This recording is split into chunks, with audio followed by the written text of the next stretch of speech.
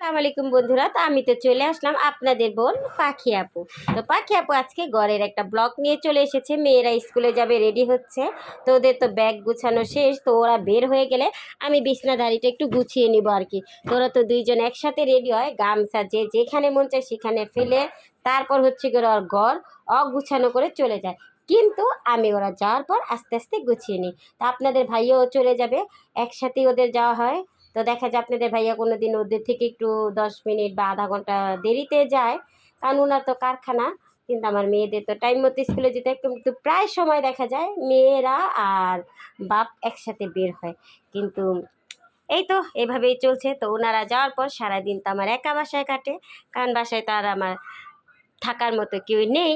তো মেয়েরা স্কুল থেকে আসে 12টার দিকে, তারপর হচ্ছে গিয়ে খাবার খুবার খেয়ে চলে যায় 3টার দিকে কোচিংয়ে। তো আমার সাথে একজন থাকে সারাদিন, সে হচ্ছে গিয়ে দেখেন কিভাবে শুয়ে আছে আমার প্রিয় বাড়ির সামনে। ওকে তো নিশ্চয়ই সবাই চিনেন, ও হচ্ছে গিয়ে আমাদের ধলি। তো ধলি দেখছেন কিভাবে শুয়ে আছে? তো ও তো শুয়ে আছে আমার বাড়ির সামনে। তো এখন হচ্ছে গিয়ে আমি ওদেরকে বিদায় দিয়ে তারপর হচ্ছে গিয়ে রান্না অর্ধেক বসিয়ে দিয়েছি। ওদের তো এখন বাইরে থেকে নাস্তা এনে খাওয়াই। তো ওদের নাস্তা খাওয়া কমপ্লিট, ওরা ড্রেস চেঞ্জ করতেছে। আর চলেন আপনাদের আপু আজকে কী রান্না করেছে সেটা আপনাদেরকে দেখাবে। তো এখানে তো আমি বসিয়ে দিয়েছিলাম শোল মাছ ভুনা।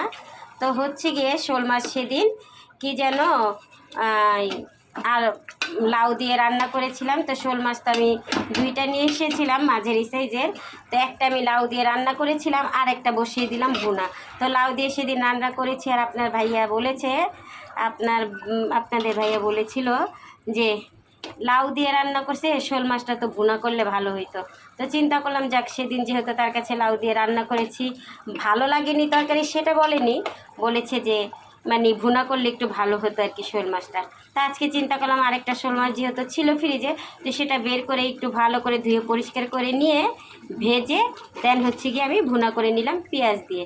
যেখানে তো পেঁয়াজ দিয়ে আদা রসুন বাটা রেগুলার যে ময় মশলা আমরা দিই সেটা দিয়ে ভালো করে কষিয়ে ভুনা বসিয়ে দিয়েছিলাম। আর দিয়েছিলাম 2টা কাঁচামরিচ, আর দিয়ে দিয়েছি টমেটো। তো পানিটা আর একটু শুকিয়ে আসলে আমি দিয়ে দেবো এখানে ধনিয়া পাতা। তো ধনিয়া পাতা দিয়ে আমি নামিয়ে নেব। আর এখানে বসিয়ে দিয়েছিলাম ডাল ভুনা। তো চিন্তা করলাম শুধু মাছ তো আর চলবে না, মেয়েদের একটু ডাল লাগবে।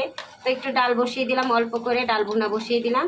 তো ডালও যে রেগুলার মশলা দিই, হলুদ মরিচ আদা রসুন বাটা কাঁচামরিচ ফালি দিয়ে আমি কষিয়ে ডালটাকে বসিয়ে দিয়েছি। তো ডালে এখন আমি টমেটো দিইনি, ডালটা আরেকটু ফুটলে তারপর হচ্ছে গিয়ে টমেটো দিয়ে দেবো।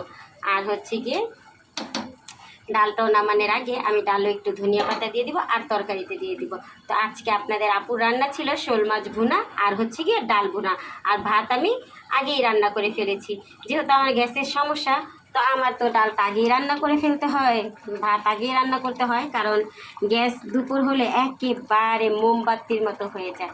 তো তার জন্য আগে ভাতটাকে রান্না করি, তারপর হচ্ছে কি অল্প অল্প গ্যাসে যতটুকুই পাই আর কি তরকারিগুলো রান্না করে নিই। তো আজকের বলকটা তো আমার এতটুকুই ছিল। তো রান্নাও শেষ, ওখানে মেয়েরাও রেডি, মেয়েদেরকে নিয়ে চলে যাব। তো আল্লাহ হাফেজ বন্ধুরা, দেখা হবে আমার পরবর্তী কোনো ভিডিওতে বা কোনো ব্লগে। তো এই পর্যন্ত সবাই ভালো থাকবেন, আল্লাহর রহমতে আমার জন্য দোয়া করবেন।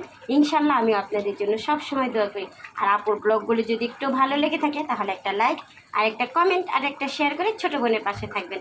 ছোটো বোনও আপনাদের পাশে ইনশাল্লাহ সব সময় আছে। আর আমাদের মনে রাখতে হবে, আমরা যেহেতু এই ফেসবুক প্ল্যাটফর্মে সবাই কাজ করছি, তো এখানে আমাদের হিংসা করে লাভ নেই, ভালোবাসা দিলে লাভ আছে।